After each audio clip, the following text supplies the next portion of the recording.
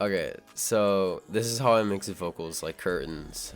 Kurtains is really versatile with his music, so I based these vocals off of the song Clueless by Kurtains and Kuru, which is a really good song. You should check it out. So for this one, I have two different layers. I have the main one, and then I have the background one. It's pretty simple. Okay, for the first setting, I added a limiter. It has a noise gate, and I raised the ceiling knob a little bit. That's about it. Nothing special. After that, I added a compressor. Similar thing, nothing special. It just boosts the vocals to a certain volume, cuts it off, etc. After that, I did an EQ.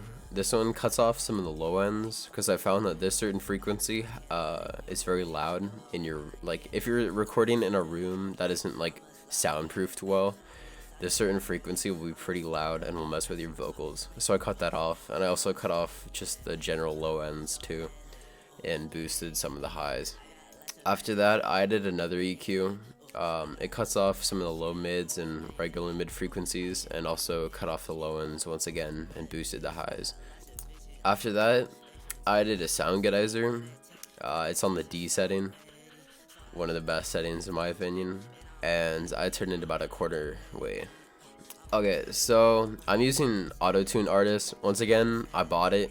I swear to God. I know some people like to put auto-tune before everything else, but I found I just like it after all the main effects. I have the retune speed all the way up and the flex tune all the way up, which is a bit dangerous if you can't hit notes correctly, because you can hear it, like it's very visible unless you're able to hit the notes properly. After that, this is a little bit weird. This is some secret sauce, but I had a convolver. This is similar to the one that I used in the autumn tutorial.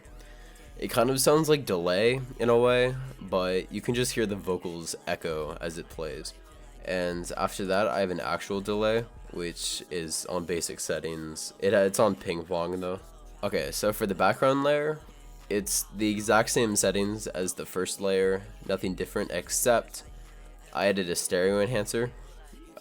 So what it does is it pans the vocals, sort of. I don't really know how to explain it, but it kind of splits the vocals between the left and the right headphone, and it's easier than recording two different layers for left and right and panning them left and right, but when you can just use one layer and have it spread out equally.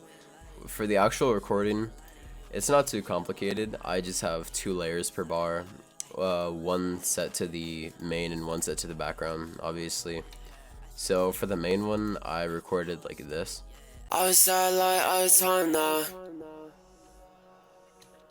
And you can sort of hear the delay in the convolver working as delay. And on top of that, I added another layer, which I set to the background, which I recorded this in a higher pitch. I didn't actually pitch it up, but it's just my regular voice, but in a higher pitch. So it kind of harmonizes well and sounds cool. Kurtains does this with a lot of his songs, and it sounds really good. So mine sounds like this.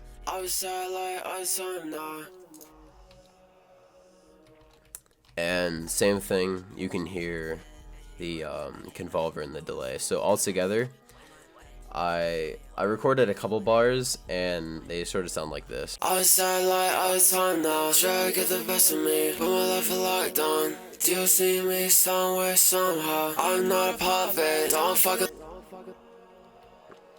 Yeah.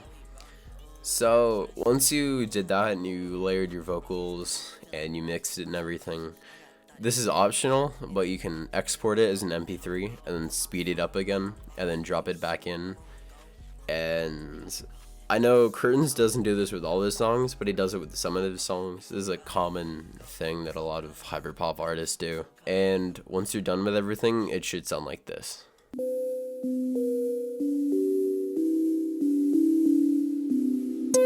Outside light all the time now. Try to get the best of me, put my life in lockdown. Do you see me somewhere somehow? I'm not a puppet, don't fucking let me down.